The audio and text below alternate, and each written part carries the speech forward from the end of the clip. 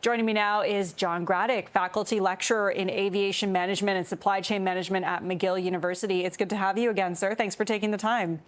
My pleasure to be here this afternoon. This seems to be escalating still throughout the day pretty quickly. What do you make of the federal jobs minister stepping in and ordering binding arbitration as well as back to work? Well, I think she jumped in a lot sooner than I thought she'd jump in, but I think that she's been pressured by a number of organizations in Canada, other than Air Canada, basically recognize that they depend so much on air transportation for their business. So tourism businesses, hotel businesses, restaurant businesses are all clamoring for a resumption of air travel in order to support their summer peak. So there's a lot of pressure being put on the minister and on the government to solve this problem. Do you think, though, that this move by the government undermines, flight attendants' rights to strike? I know this is not really your area of expertise, but what do you think, given that you've worked in the industry and you know what flight attendants kind of have to deal with on a day-to-day basis?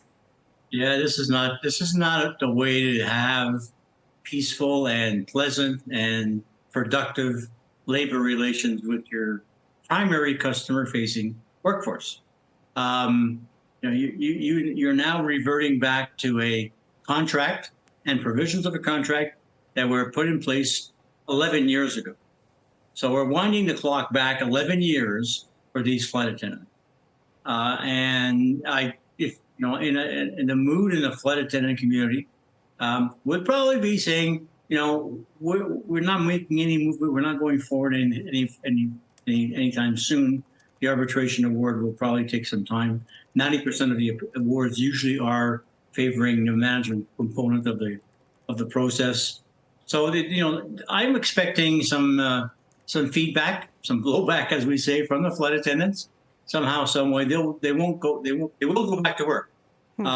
It's just that the environment that's going to be created between the management team and the flight attendants, the Canadian customers are being caught in the middle.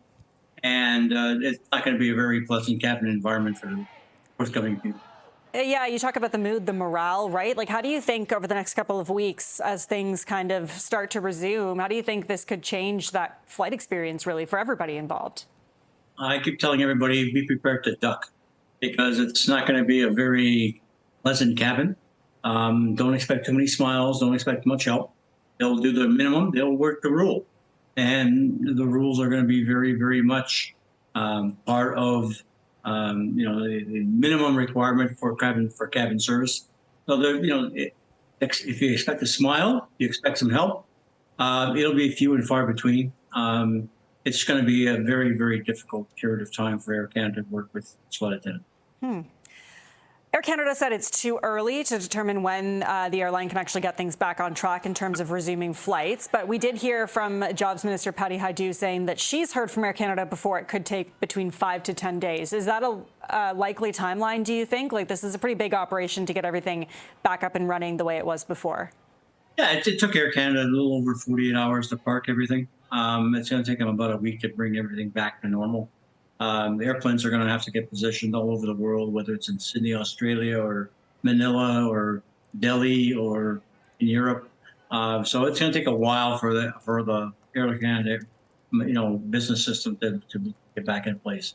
My only concern about the minister is that she could have eliminated all of this work stoppage, all of this angst that Canadians, hundreds of thousands of Canadians, have gone through in the last 48 hours. By simply going back to binding arbitration on Wednesday last week. And that would have solved all of this. We wouldn't be going through all of this mess of repositioning and having to protect passengers. So I'm a little critical of what the timing of the ministers are. Right, and her reasoning for that was that she said that they've reached quite a few compromises, it sounds, in the negotiations, so she thought they would make it maybe all the way before midnight last night. Do you think it doesn't? You're shaking your head, so it doesn't sound like that was what you were hearing from people. Those compromises were basically made in the months leading up to this week. So, I think that the two issues that Air Canada and the unions were at loggerheads were basic pay rates and this work content that has gone, for years unpaid. So those are the two sticking points. It's been very obvious that those are the two sticking points. The other stuff I would call it administrative, but the minor points in the agreement were agreed upon months ago. It's those two sticking points, and Air Canada just did not want to even talk about it, and just basically asked the minister to put the nuclear option into play, and basically said, "Get it out of our hands. We don't want to negotiate anymore. There's no room for an agreement. Let's go to binding arbitration." And the minister agreed, albeit 3 days late. Okay. John Gradek, faculty lecturer in aviation management and supply chain management at McGill University. Always good to get your insight. Thanks so much for joining us. Have a good afternoon. Take care. You too.